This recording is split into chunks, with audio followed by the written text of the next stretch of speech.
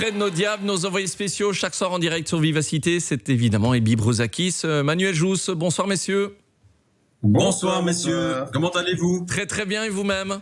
Salut. Très bien, merci.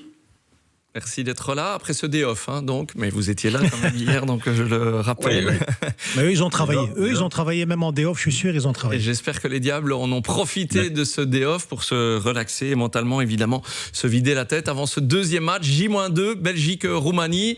Avec aujourd'hui, on peut dire des bons clients quand même. Un qui est bon client, l'autre un peu moins. En tout cas, Arthur Théat et Yuri Tillemans se sont présentés à l'interview. Ça vous a fait plaisir déjà de les retrouver en face à face, les amis, Manu et Bi?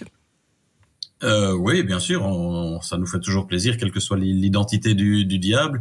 Bon client, effectivement, là on parle par rapport à ce que l'on peut ressortir des interviews et on commence à les connaître et donc on sait déjà un petit peu prévoir à l'avance. La fraîcheur d'Arthur Théat fait toujours beaucoup de bien. Yuri Tillemans, je pense, et on le côtoie depuis 2018, c'était un peu la trouvaille, le chouchou de Roberto Martinez, et a toujours un langage très très polissé. Je pense que c'est un garçon extrêmement intelligent qui sait ce qu'il doit dire et ne pas dire, et c'est parfois plus difficile avec lui d'aller sortir des choses qui sortent un peu de l'ordinaire parce que justement il est trop intelligent que pour aller donner un mot de travers. Mais il est un peu le gendre idéal de l'équipe, ce qui faisait de lui le véritable chouchou de Roberto Martinez, notamment par rapport à son antithèse, un certain Radja Nainggolan, qu'il n'avait pas voulu reprendre pour la Coupe du Monde. C'était en Russie, je crois, où il avait laissé genre idéal. Voilà, un peu moins genre idéal. Disons que Manu, si demain votre fille vous présente Tillemans, ça va. Si elle vous présente Nainggolan, vous allez peut-être vouloir lui poser l'une ou l'autre question, Aujourd'hui, comment ça s'est passé entraînement, huis clos, un quart d'heure de libre? Rappelez-nous pour celles et ceux qui n'ont pas suivi cela aujourd'hui, chers amis. Aujourd'hui, huis clos total. Donc là aussi, on voit un peu les petites différences entre Martinez et Tedesco. Curieux, Tedesco, parce qu'il donne un jour de congé entre le premier et le deuxième match. Même Tillemans l'a dit à l'interview tout à l'heure, il était assez surpris parce qu'il n'avait pas l'habitude, surtout en tournoi. Mais le lendemain, il retape un huis clos, comme il l'avait déjà fait 2 jours avant la Slovaquie, ce qui est assez inhabituel aussi. Donc c'est très contrasté. Donc on a rien vu du tout, forcément, mais on a eu droit, en effet, aux 2 interviews après. Oui, je reste toujours sceptique sur la mesure prise par Domenico Tedesco, parce que je trouve qu'elle arrive tôt et qu'il abat, je trouve, une carte importante dans un tournoi. Voilà, ça permet de ressourcer un peu, du congé. Oui, du congé. Je trouve que ça permet de consolider un peu les liens, etc. Mais je trouve que cette mesure favorable au diable arrive très tôt dans le tournoi. J'aurais plus compris ça dans une dizaine de jours, peut-être. Voilà, après une victoire en 8e de finale. Mais là, je trouve que ça arrive tôt, donc je ne sais pas ce qu'il fera si d'aventure on perd contre la Roumanie, parce qu'il a plus beaucoup de cartouches, en fait, je trouve. Bon, après ce day off, le boulot a repris, mais il fallait évoquer cela, entre autres, évidemment, avec Arthur Théat. Je vous propose d'écouter cette interview réalisée face et avec Vincent Langendries, et puis on la débriefe ensemble, on l'écoute. Vous avez fait votre day off hier, c'était congé total, donc vous avez fait quoi, vous? Moi, certains ont été au golf, comme vous avez pu le voir. Moi, je suis resté dans ma chambre, me suis reposé, profiter d'appeler la famille, faire 2-3 trucs. Et après, on a été en équipe, manger ensemble, passer un bon moment. On est rentré vers 21h30 tous à l'hôtel et voilà. Et aujourd'hui, on était frais. Vous êtes sortis de l'hôtel, donc? Il y en a qui, je pense, qui sont sortis de l'hôtel, mais après, je sais pas combien, je sais pas qui. On était pas mal à être restés, en tout cas, tous ensemble, à pouvoir se reposer, parce que ça fait quand même du bien. On sait qu'on va devoir enchaîner les 2 prochains matchs rapidement. L'état d'esprit, il est comment, là, quelques jours après la défaite et quelques jours avant le match important de samedi? L'état d'esprit, il est bon.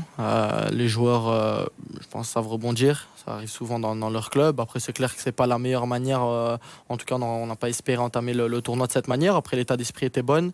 Aussi, le fait qu'hier, on ait pu se retrouver tous ensemble, ça a fait plaisir à beaucoup de monde. Et puis, sortir un peu du contexte de l'hôtel, toujours, ça rafraîchit l'esprit. Donc voilà, l'état d'esprit est très bon. Votre dernier match, c'était le 12 mai contre Lens, blessure à la cheville. Comment vous allez, là, aujourd'hui? Je vais bien, j'ai bien récupéré.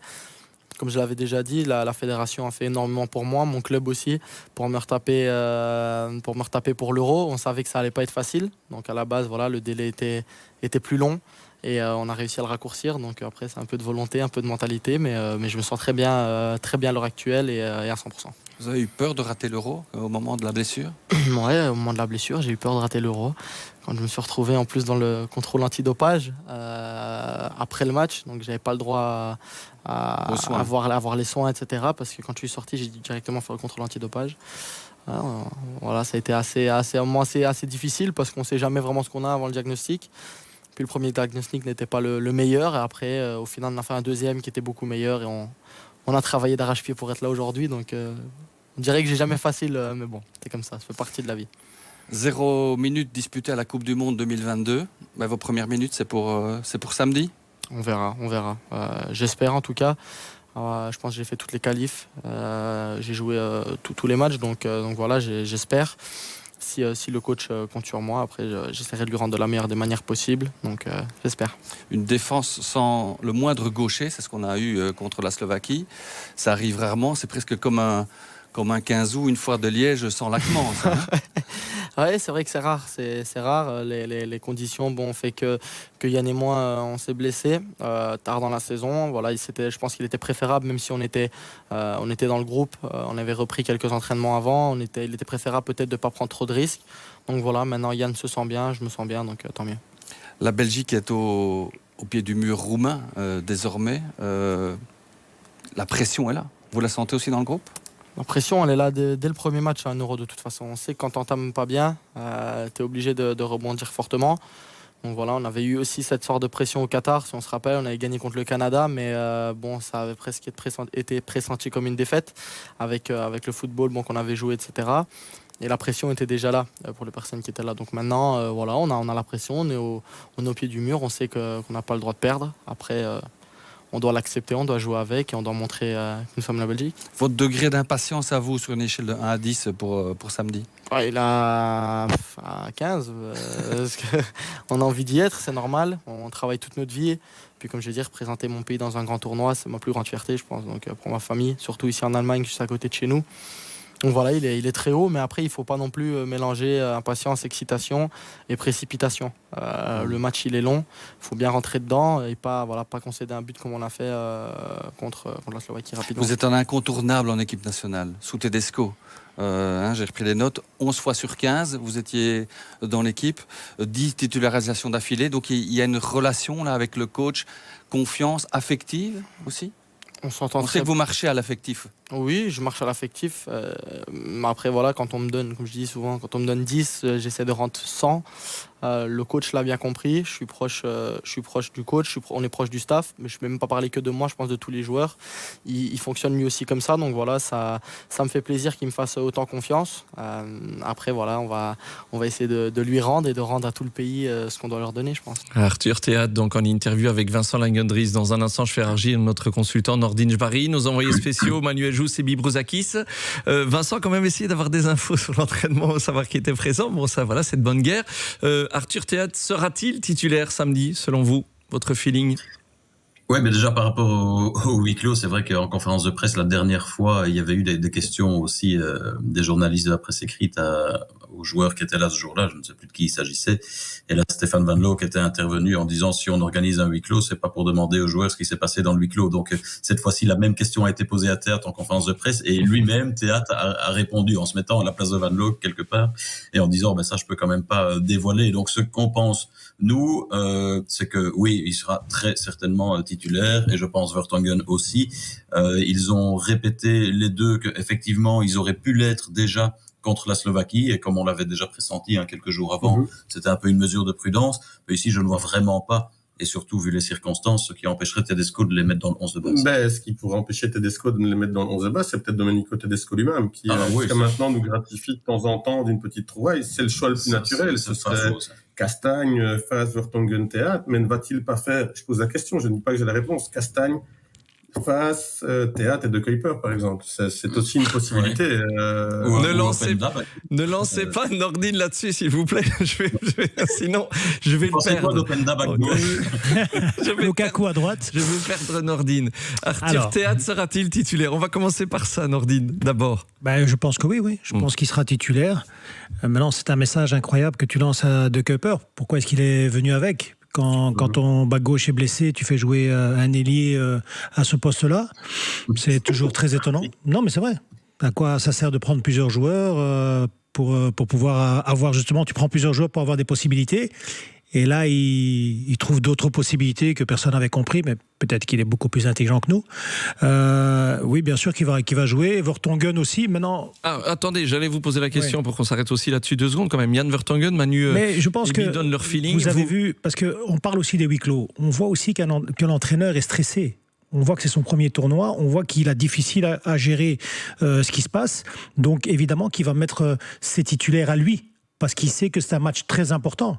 Donc il va mettre Vertonghen, il va mettre Théâtre. Maintenant, Théâtre, moi, j'ai pas de problème, parce qu'il est dynamique, il est encore jeune. Vertonghen, ce genre de joueur, quand tu as pris un peu d'âge comme ça, tu as besoin de jouer plusieurs matchs et d'être dans une dynamique. Maintenant, est-ce que son expérience va suffire pour directement se mettre dans le match ? Je l'espère, mais ça va de nouveau être beaucoup de changements dans une défense. Et j'espère qu'on va savoir digérer ça, ouais. Avant de revenir chez Ebi et Manu, on a parlé de pression. Vincent Langendries a parlé de pression. Est-ce que le coach lui-même ne se met pas trop de pression sur lui-même et donc les joueurs le ressentent aussi? Bien sûr que oui, puisque c'est pour ça qu'il y a des huis clos. Il y a des huis clos tout le temps. Donc c'est qu'il sent qu'il a une pression sur lui. Il se met souvent des pressions lui-même. On l'a vu dans l'interview après match quand on a perdu. Son état physique, il était quand même, on l'a jamais vu comme ça. Donc je pense que lui aussi, je pense que ce jour, ce day off, je me demande si c'était pas pour lui. Donc voilà, je pense que lui aussi, il a vu sa famille, j'espère, et tout, et que ça va bien, et qu'il reprend les choses en main, parce que en premier match, on peut dire, il y a toujours, bien sûr, les joueurs ont aussi leur responsabilité, mais je trouve que cette défaite fait quand même une grosse responsabilité de l'entraîneur. Et puis, Manu, par rapport à cette pression évoquée par Arthur Théâtre dans cette interview, je vous ai déjà posé la question, je sais que ce sont des huis clos, mais je me permets de vous reposer encore la question. Cette pression quand même autour des Diables, elle a augmenté exponentielle avec évidemment cette première défaite, mais est-ce que le coach ne se met pas trop de pression lui sur lui-même et donc sur les joueurs? Oui, il s'en met certainement. Effectivement, il est jeune, c'est son premier tournoi, mais on en avait parlé avec Vertonghen avant-hier, je pense. C'est pas nécessairement négatif qu'il y ait un petit peu de pression supplémentaire qui revienne maintenant à l'occasion de ce deuxième match. On a tellement dit, et je continue à maintenir que c'est vrai, qu'on était tombé dans le groupe le plus facile de l'histoire des Belges dans un tournoi majeur, que peut-être il n'y avait pas suffisamment de pression avant ce premier match contre la Slovaquie que tout le monde pensait gagner d'avance. Et maintenant, cette pression, elle revient et ça va peut-être mettre un peu un coup de pied au derrière de certains. Oui, alors qu'on nous signale dans l'oreillette que c'est 0-1 pour l'Angleterre contre le Danemark. Mon avis, c'est que c'est Domenico Tedesco lui-même qui s'est mis la pression, parce que en opérant les choix que lui seul a vus, c'est-à-dire en Carrasco, Doku, Trossard, etc., en opérant ces choix-là, il s'est mis lui-même dans une situation délicate, parce que même en cas de victoire, dans ce cas-là, on n'aurait pas crié nécessairement au génie, parce que c'était dans l'ordre des choses de battre la Slovaquie, mais en cas de défaite, on se dit, tiens, les choix n'ont pas été les bons. S'il avait perdu avec un 11 de base attendu, dirais-je, à l'une ou l'autre exception près, on se serait dit, OK, il a tenté, il a mis ce que tout le monde attendait, etc. Et ça n'a pas fonctionné, ça peut arriver, c'est le football.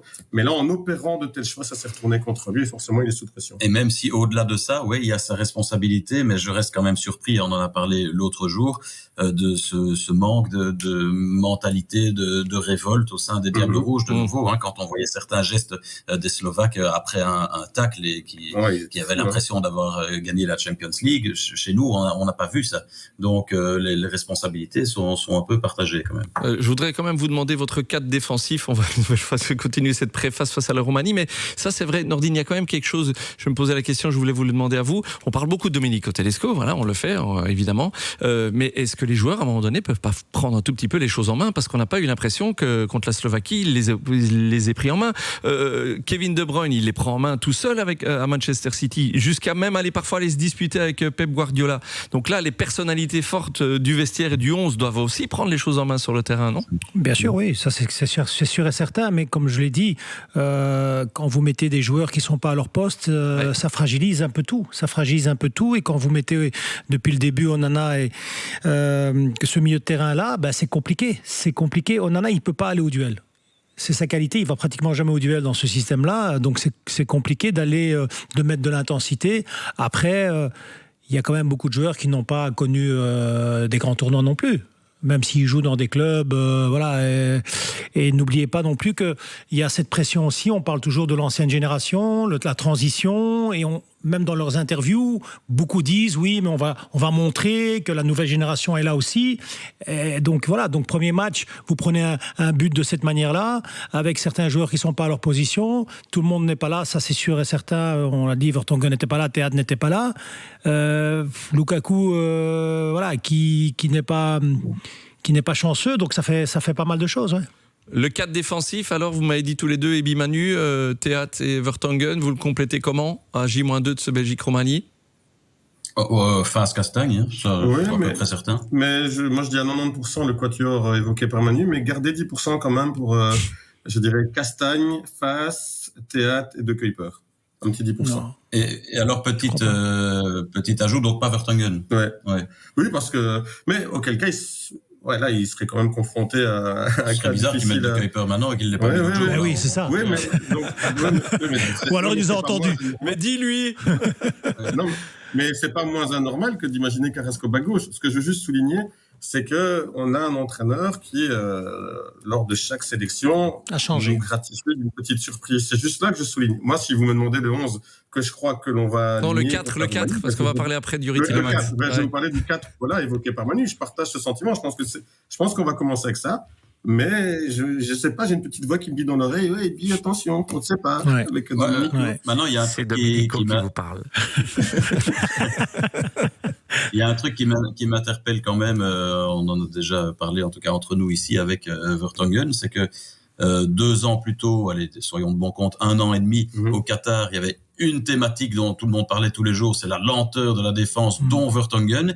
Et j'ai l'impression qu'avec 2 ans de plus, on parle plus du tout de la lenteur de Vertonghen. Il est plus rapide maintenant. A priori, ça n'a pas dû s'améliorer. Maintenant, on simple. attend son retour comme si c'était Vincent Kompany qui revenait. Donc j'ai la réponse à Manu, pourquoi il est devenu plus rapide. Parce qu'il était là quand on jouait à 3 derrière. Là, on joue à 4 derrière. Donc on est moins souvent en 1 contre 1. Donc on voit moins sa lenteur. Il n'est quand même pas intrinsèquement devenu plus rapide. Non, pas du tout. D'accord. Mais ça veut dire qu'on voit moins sa lenteur, on le voit moins en duel en 1 contre 1, donc c'est moins flagrant.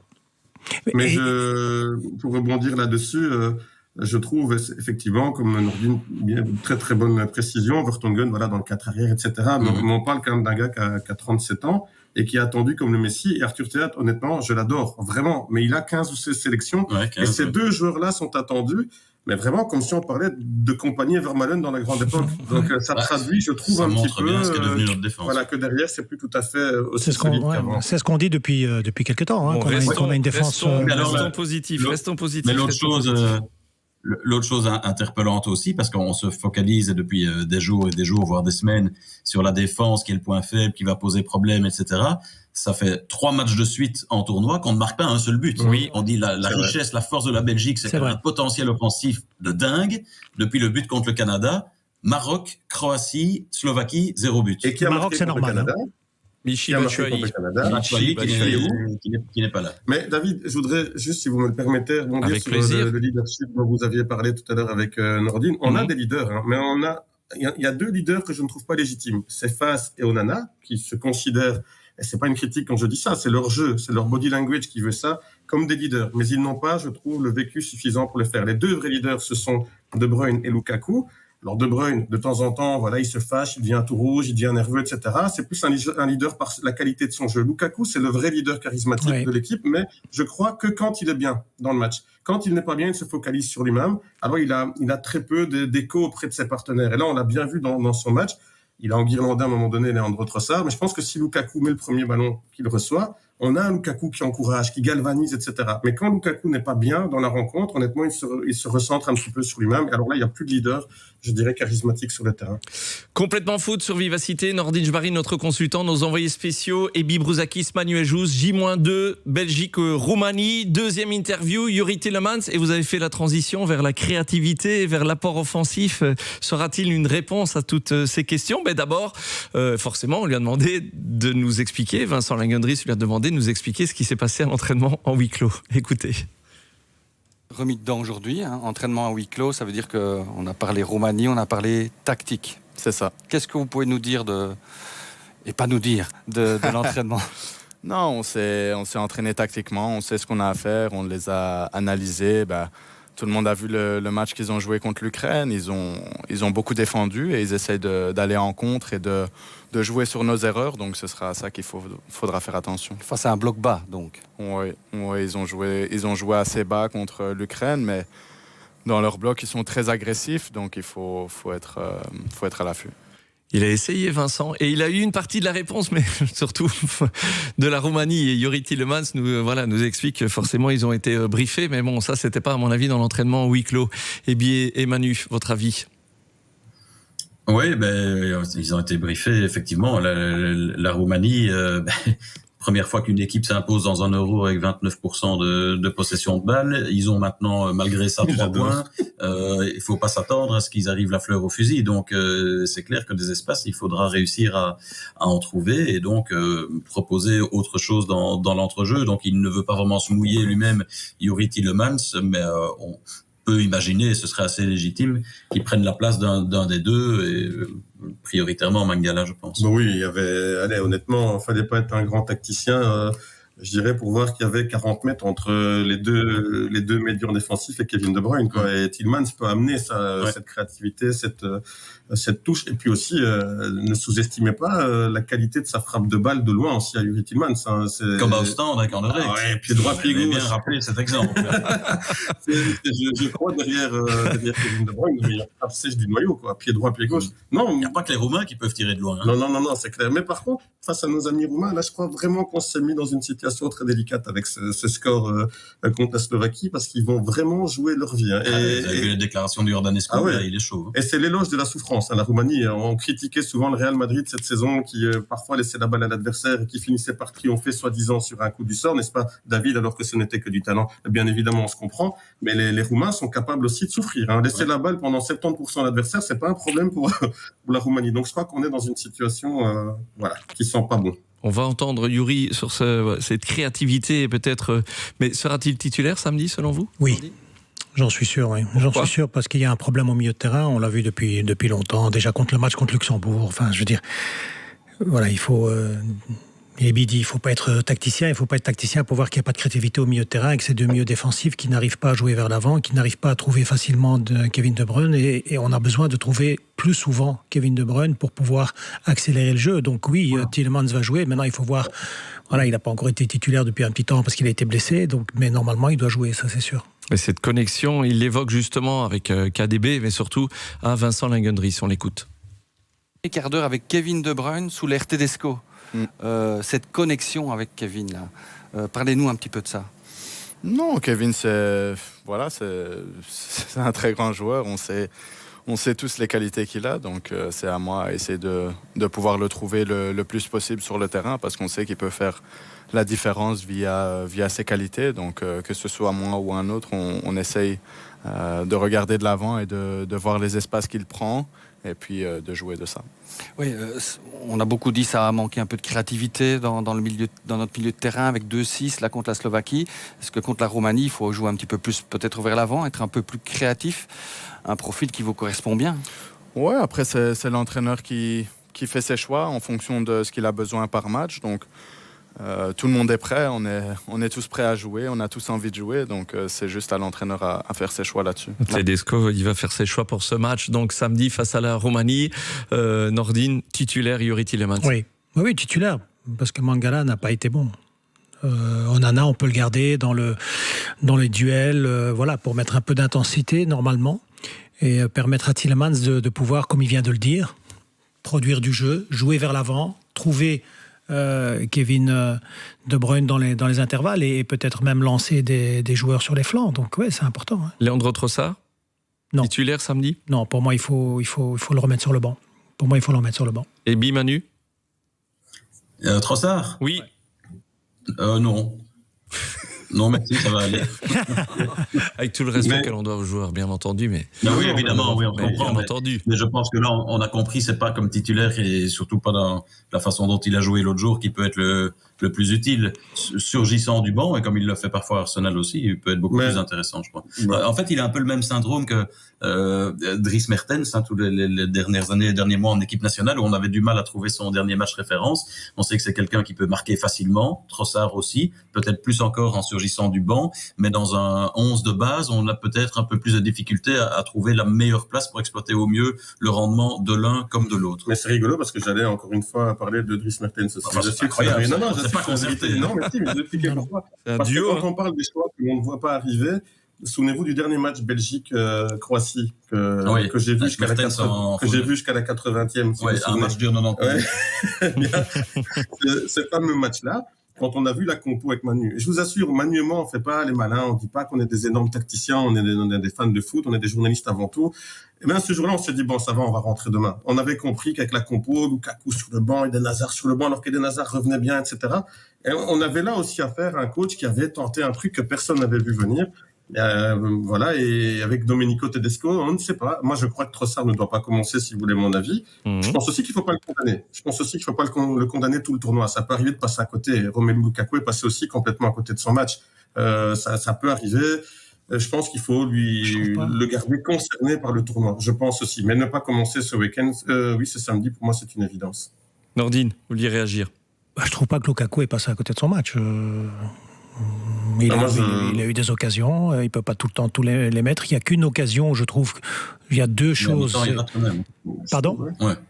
Première mi-temps, il en rate quand même. Hein. Non, c'est l'occasion qu'il prend avec lui pour aller vers le but, là je trouve qu'il fait une erreur. Et une frappe du droit où il aurait pu cadrer, elle va dans le petit filet. Pour le reste, il cadre et voilà, c'est le gardien prend les choses. Mais il était dangereux quand même. On peut pas dire qu'il est passé à côté de son match. Non. On peut pas dire ça. Oui, j'ai peut-être été un peu excessif parce que c'est vrai que s'il met, s'il a à 1 millimètre près une faute de main près, il met 2 goals. Ça, on est d'accord. Mais je trouvais que sur ces 2 premières occasions, il était passé un peu à côté. Mais ce qui m'avait surtout intrigué, c'était son body language pendant toute la rencontre. Je trouve il me donnait un peu l'impression de tirer un peu la tête. Il y a eu une grosse engueulade aussi avec Trossard sur le terrain quand Trossard ne lui donne pas la balle. Je trouvais il était pas comme il est d'habitude dans son application. Ouais. Tous les attaquants font ça. Ah bon, il faut dominer. Les attaquants doivent dominer le milieu de terrain. Mais c'est comme ça que ça se passe, je vous jure. Moi, je faisais ça à mon petit niveau aussi. C'est une pression qu'on met pour que quand l'attaquant demande le ballon, il la reçoit. C'est une bonne tactique. Parce que Ebi et Manu parlent aussi parfois de matchs un peu historiques. Tout ça. Par exemple, un joueur qu'ils connaissent très bien, Papin, il est parti 1 an trop tôt à Milan. C'est-à-dire que quand il jouait à Marseille, chaque fois qu'il demandait le ballon lui arrivait. Il est arrivé, il y avait Marco Van Basten à côté de lui. Il partait à gauche, le ballon allait à droite chez Marco Van Basten, il est complètement déstabilisé. Nordin Jbari est notre consultant complètement foot ce soir. Chaque fois que Manu a dit surgissant, comme vous avez dit, Leandro Trossard surgissant du banc, j'ai pensé à ce fameux générique, vous vous souvenez? On pourrait l'utiliser. Leandro Trossard, le Zorro Diable Rouge, surgissant. Non, il ne va pas chanter quand même. David.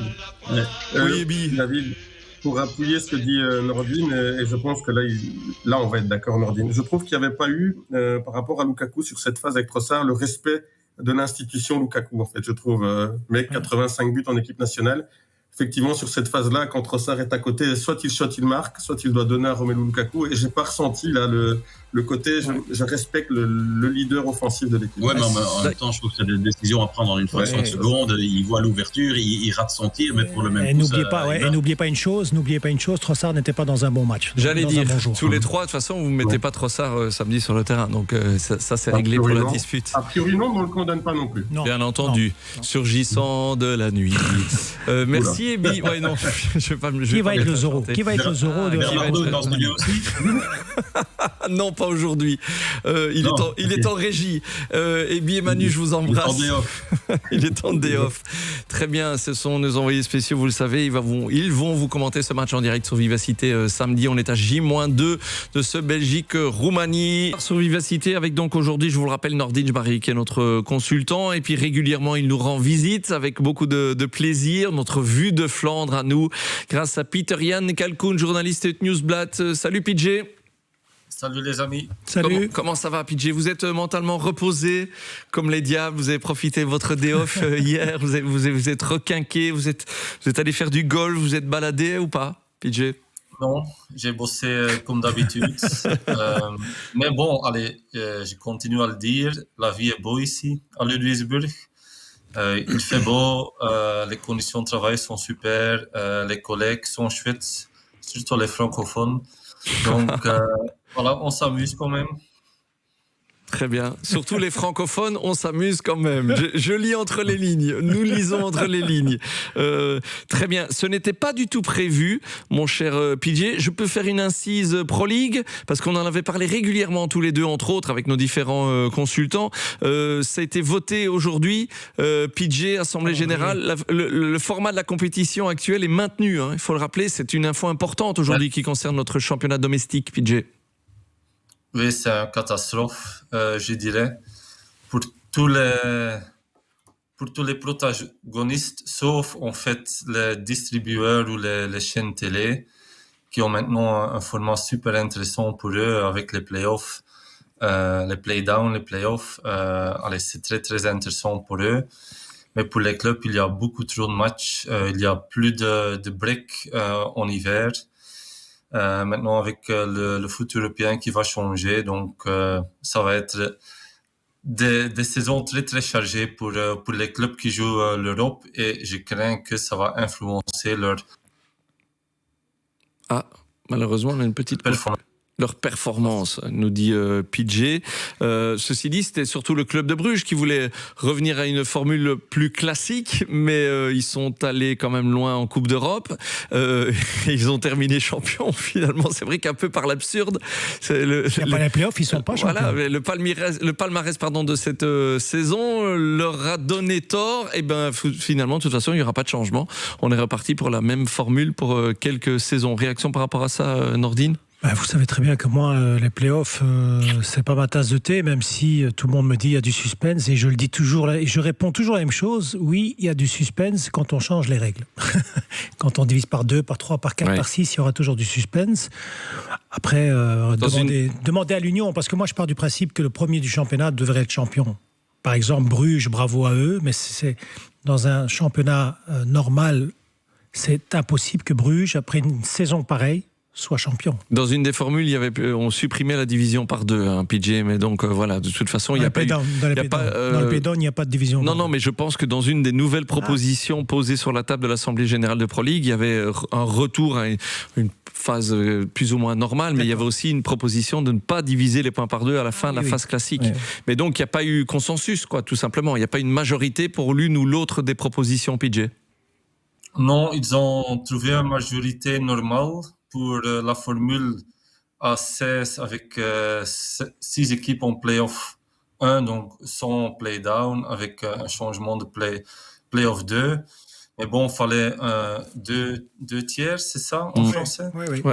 Ça, ils n'ont pas trouvé. Et puis à la fin de la journée, ils ont encore dit, bon, on va encore supprimer la division des points.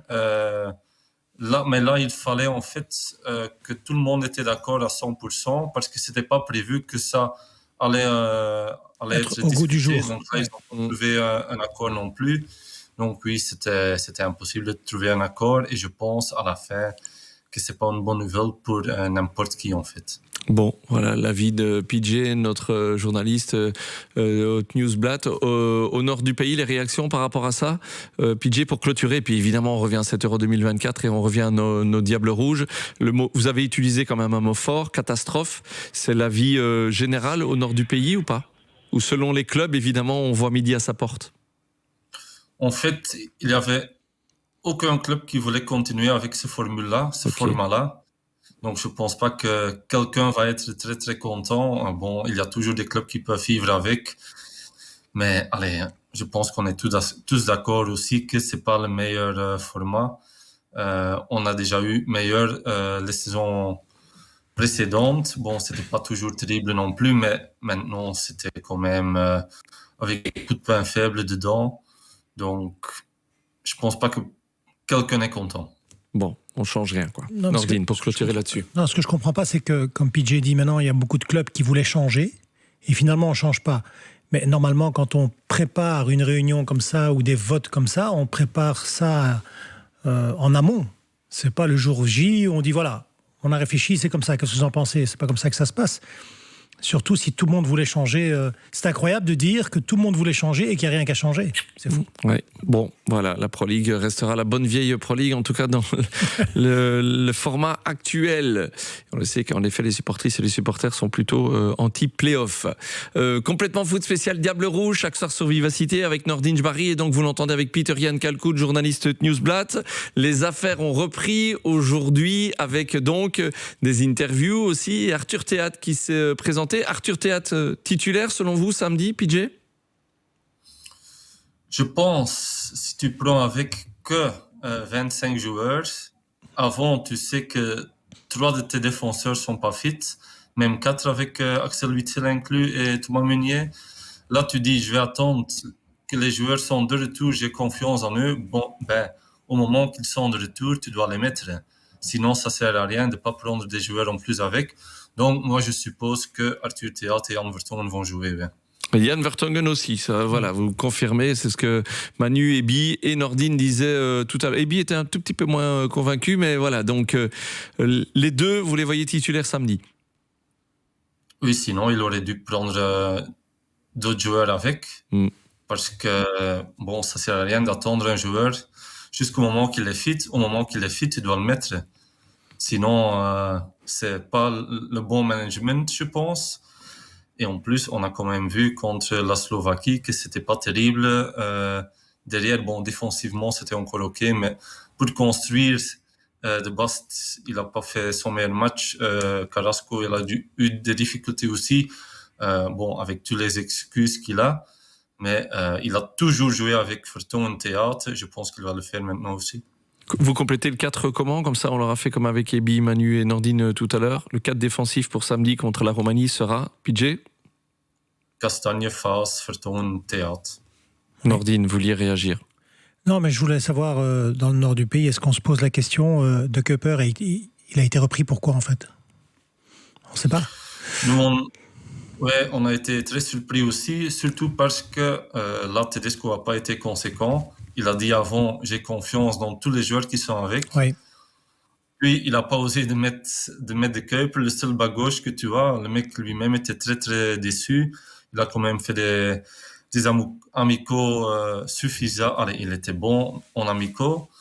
Donc, on a été surpris aussi. Et en plus, quand tu vas le mettre maintenant, je pense pas qu'il va encore le mettre. Et ça, c'est bizarre pour nous aussi. On n'a pas du tout compris le choix pour Yannick Carrasco. Peter-Jan Kalkout, journaliste Newsblatt avec Nordin Jbari. Arthur Théat en conférence de presse ou en interview, vous l'avez trouvé comment, PJ? Comment ça s'est passé, par exemple, en conf? Il était très ouvert, très confiant, très chouette. N'importe quelle question que tu posais, il avait une chouette réponse. Il a confiance en lui, il est prêt pour. J'ai l'impression, bon, si on avait un joueur comme lui, chaque journée en conférence de presse, notre boulot serait plus facile.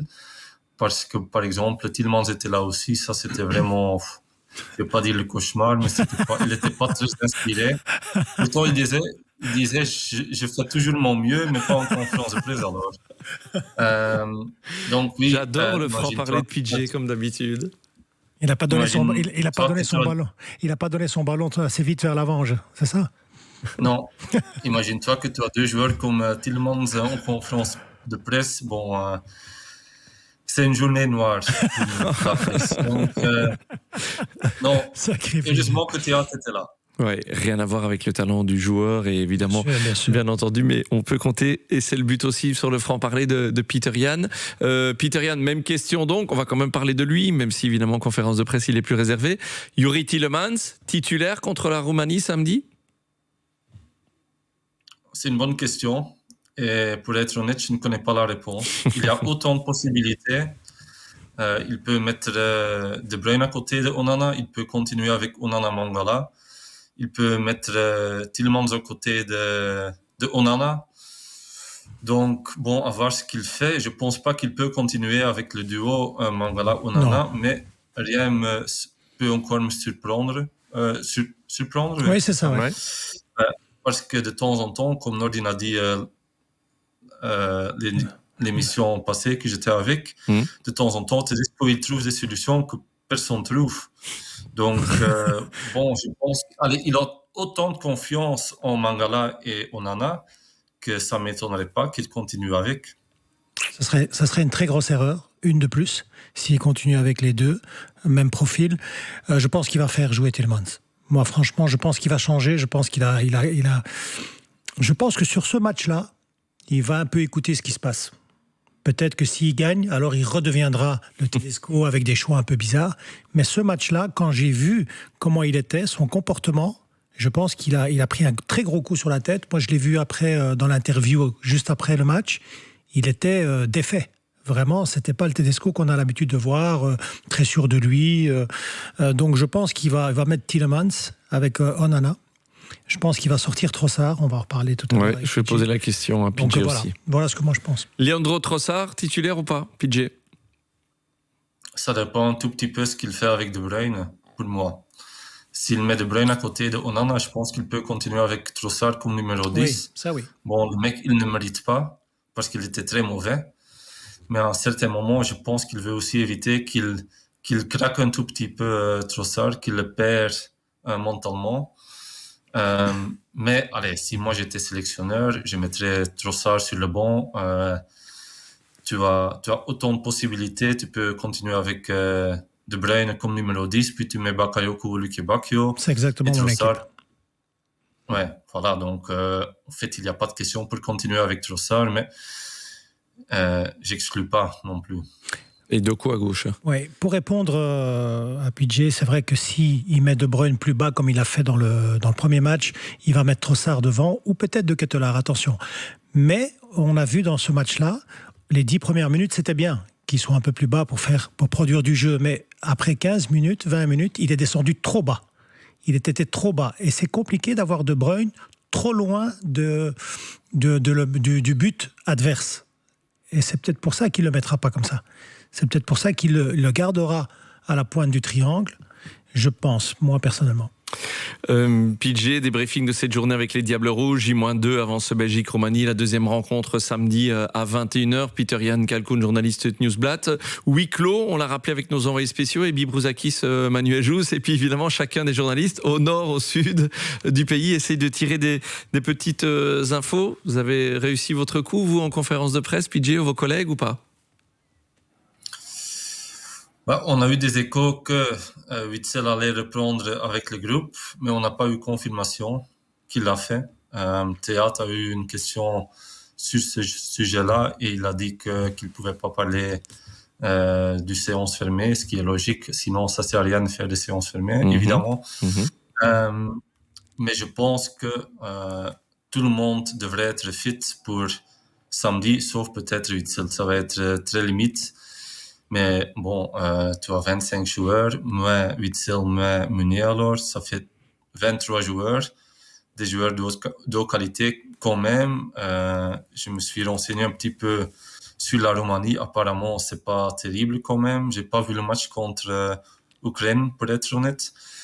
Mais c'est une équipe qui veut surtout profiter des erreurs de l'adversaire. Bon, si on fait plus de conneries comme contre la Slovaquie, ça devrait être OK, je pense. Donc, allez, je reste quand même confiant qu'on devrait être capable de gagner facilement contre la Roumanie. Et puis, on est déjà loin, je pense. En effet, avec 3 points et vu tout ce qui se passe dans les autres groupes, mais ça on aura l'occasion d'en reparler si c'est nécessaire à propos du meilleur 3e, mais on va garder ça sous le coude. Nordine. Moi, ce qui me fait peur, c'est un petit peu Tedesco qui est en panique, qui veut garder tout en secret, fermé. Et ça, je comprends pas, par exemple, Witsel, honnêtement, qu'on sache pas s'il peut jouer ou pas, ça je comprends. Mais qu'il s'entraîne avec le groupe ou pas, on peut le savoir, ça. Qu'est-ce qui... Vous voyez ce que je veux dire ? C'est pas une annonce FBI, quoi. Oui. PJ, votre avis par rapport à ça? Ce huis clos, c'est vrai qu'on en a parlé avec nos envoyés spéciaux un peu plus tôt et avec Nordine, et Nordine insiste là-dessus. C'est vrai que voilà, c'est ce côté secret, top secret autour des entraînements du diable, de toutes les infos. Voilà, quand tout va bien, quand il y a la victoire et quand il y a les points qui sont là, c'est plus facile. Mais là, évidemment, c'est compliqué. On se demande pourquoi il y a tant de secrets et donc de pression supplémentaire, non, sur l'équipe, PJ? Je suis tout à fait d'accord. En plus, on parle que d'Axel Witsel en fait, et c'est pas le joueur le plus important de notre équipe. Je pense pas non plus que le plan tactique de Roumanie va changer si Witsel joue oui ou non. Si tu veux jouer le jeu avec De Bruyne avant un quart de finale contre la France, ça je peux encore comprendre. Mais maintenant, en fait, ça sert à rien. En plus, c'est même pas important. C'est presque si pas important que ça ne vaut pas la peine qu'on fait les efforts pour trouver les réponses. On s'en fout. Mais allez, à un certain moment, ça arrête aussi. Tu vois, nous, on est ici pour faire notre boulot et il faut le dire, en général, on peut faire notre boulot, mais des séances fermées. Il y a aussi une seule séance qui était ouverte jusqu'à maintenant. Puis ils ont invité 1600 supporters. Ils n'ont même pas pris le temps pour donner des signatures. Les grands joueurs, les stars, quelques autres joueurs l'ont fait. Ça, je comprends pas non plus. Allez, en général, je pense que c'est pas trop intéressant de mettre les joueurs dans une bulle parce que ça peut donner du stress aussi, je pense. Ouais, faire normal.